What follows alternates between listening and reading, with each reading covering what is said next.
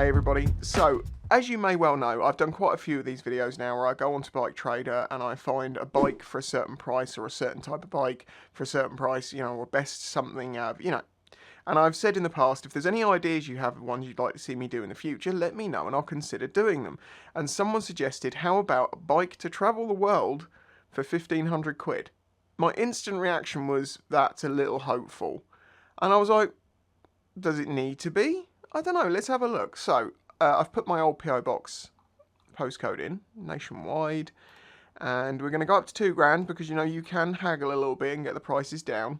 If we then go to highest price and start going down the listings until we get closer to our mark. Okay, we're around the £1,700 mark. Let's start working down from here because you could get a couple of £100 off depending on the bike, and maybe if you can tell them a good story as to what you're going to do with it. Do remember that if you tell someone when you're buying a bike, I'm going to travel the world on this thing, first they'll probably say, oh Jesus, don't. But equally they might be more willing to knock a bit off. I don't know. Just, you know, a good story always helps. Now, minimum CC, I think that's going to be a good thing to do. Let's face it, you're not going to want to travel the world in a 125. However, one of my suggestions as a bike that instantly came to mind as something you might want to use depending on what country you're going to, or countries or direction you're going in, is the Honda C90. There is millions of them all over the world. They're very simple, they're very reliable, and because there's so many of them around, it means that people know how to fix them, and people also have parts. Even in some of the most poorest countries, the C90, you'll find parts for it, to my understanding.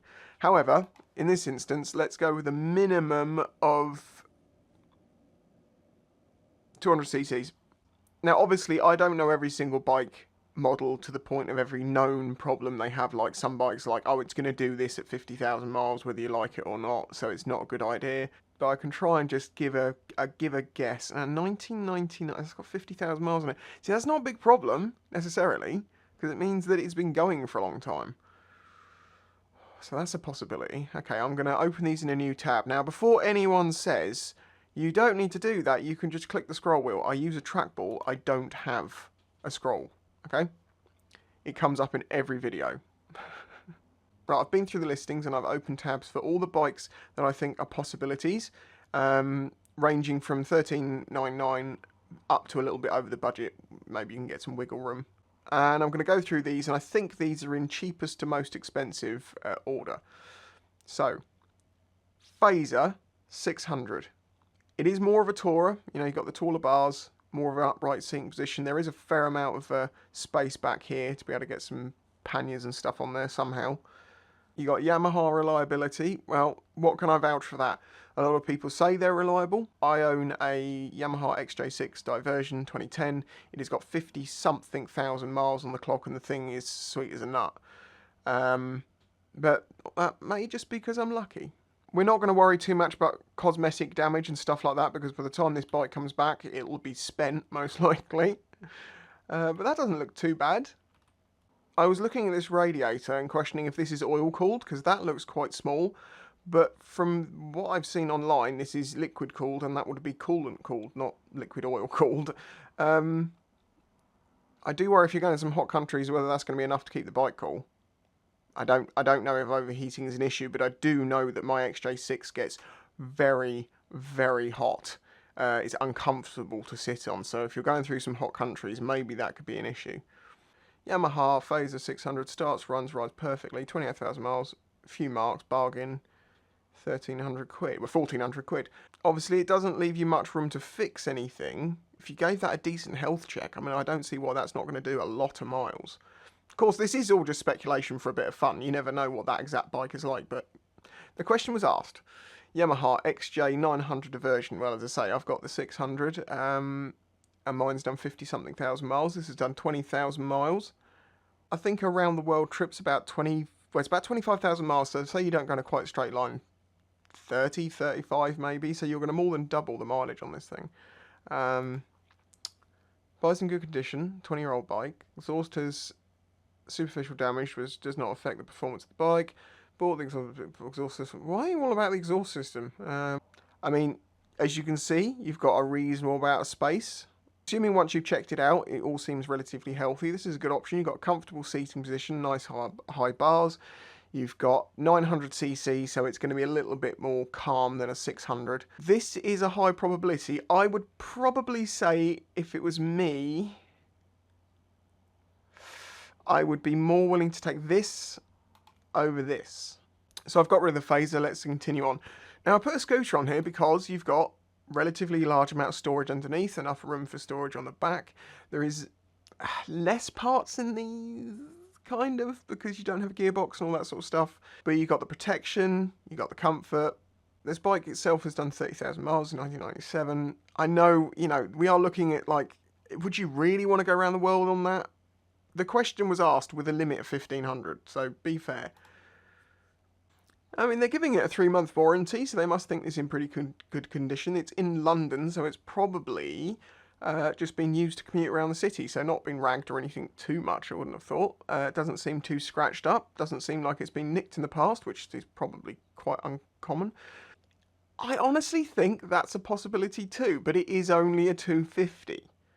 So, you know, so it's slow and steady, but 250 is not necessarily bad. You can do the speeds you need to do, and these small engines can be very reliable, especially Hondas, generally. The Yamaha TDM 850, a bike I would like to try at some point because it looks like it's quite a reasonable setup. I'm not entirely keen of the looks of the front, but, you know, each to their own.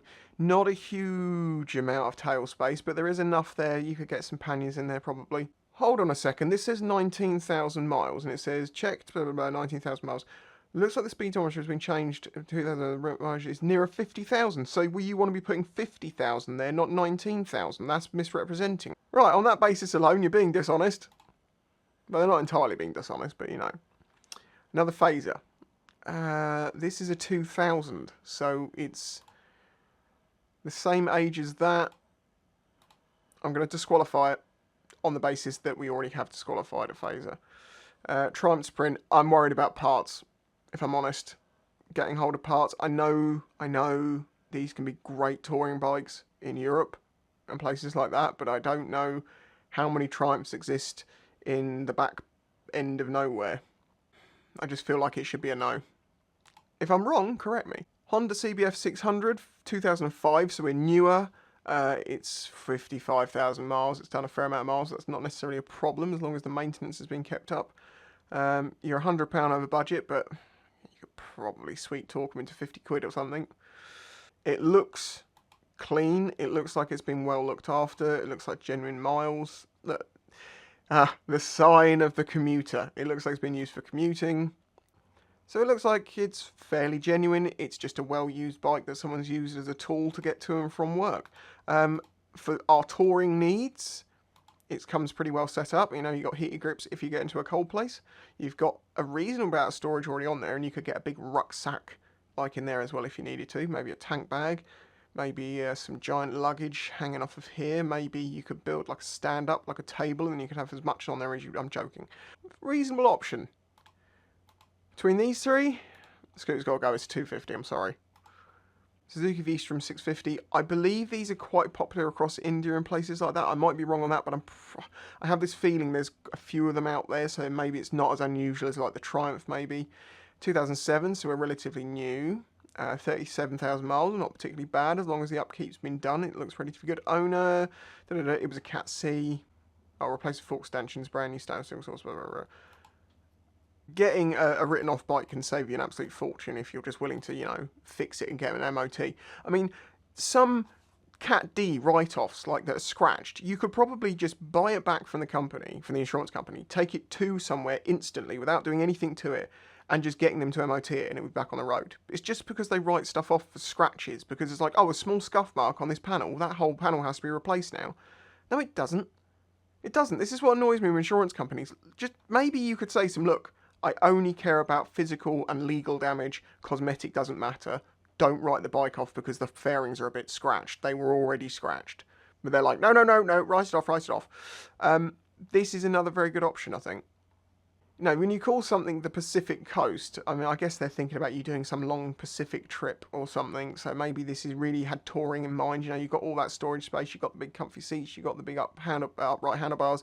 You've got your big screen. But it is a 1996, which means it's 24 years old. And it's done 30,000 miles in that time. You know?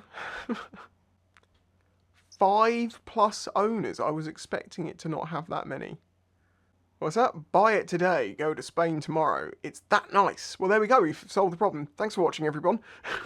I'm finding myself wanting to kick this out because I really just don't like the look of it. Whoa, hang on. What's this? Whoa, it's got a trunk. That's why it's so bulky on the back end. Oh, okay, that's just bought it some points. That looks like a car dash. I really want to kick this out because I don't like the look of it, but I don't feel like I should do that. I feel like, honestly, realistically, this could actually be a reasonably good option. You know, yes, it's a 96. Age and mileage mean nothing as long as it's been well looked after. The ZZR 600 suddenly seems somehow wrong in this. Goodbye. As does the GSX 600. I know a lot of people have travelled long distances on these bikes and they can do an awful lot. People have taken Gixxer 600s to the most ridiculous places. Okay, we're down to 4 options. The Diversion, the Honda, the Suzuki, and the other Honda.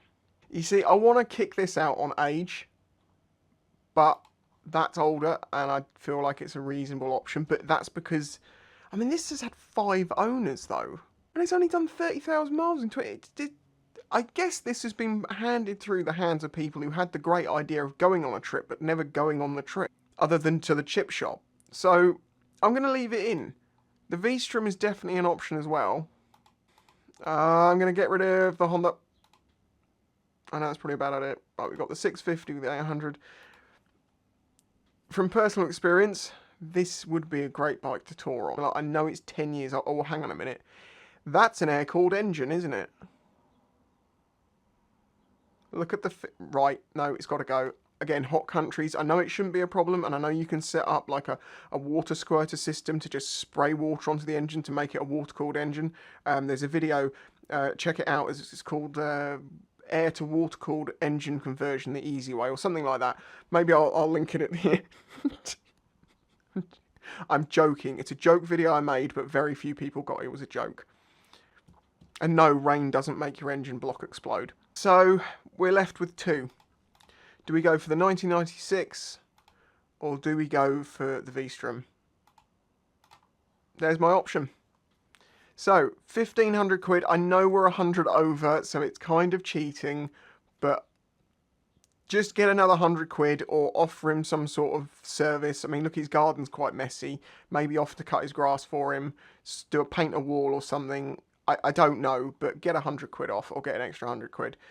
I would personally say if I was going to try and travel the world on a bike for 1,600 quid, that's the one I'd get. But I equally would want to make sure that, you know, the pistons were in good nick, the rings were good. I'd want to make sure that the wheel bearings are all changed, brake pads are all sorted, the pistons in the calipers aren't corroded. I'd want to make sure the sprockets are good, the chains are good. You're going to need a fair amount of spare parts with you, probably some fork seals just in case. There is an awful lot of kit that you kind of need to take with you for a round the world trip. This exhaust does seem like it could be a problem because if you're putting panniers on, that really sticks out. But this is Suzuki, and I imagine that they did keep that in mind. But even then, if it came to it, you could remove this and put something that's shorter on, maybe. But I bet you Suzuki's got some kit that fits over that exhaust and gives you some big boxes, but that would make it very wide. But it's not the heaviest bike. It's obviously a V-twin, so you've got plenty of torque. Great for the miles on the motorway opposed to a high revving engine. Reasonable on fuel, I believe, if you ride them carefully. So there you go. Did I make the right decision? Did I make the wrong decision? Out of all the bikes that we saw, you know, I didn't do this too scientifically. I don't want to make this an hour long. But yeah. That's my suggestion. If you enjoyed this video, hit that like button. If you're new here, please subscribe. If you want to help support the channel, please consider joining my Patreon. And as I say, if you've got any ideas of like things you'd like to see me do in the future like this, make the suggestion. Just, you know, comment like what the title of the video would be. And I can work out what you want from there. Or give a brief description. You know what I'm saying. Thanks for watching. Catch you next time. If you enjoyed this video, please remember to hit the like button and subscribe to see future videos. This channel is made possible by the support of the audience. Please consider joining my Patreon to get early access to videos, questions answered in the monthly Q&A, your name on screen, and some exclusive content, all for as little as $1 a month. You can also check out the links in the description to my merch and other ways to directly support the channel. Thanks for watching.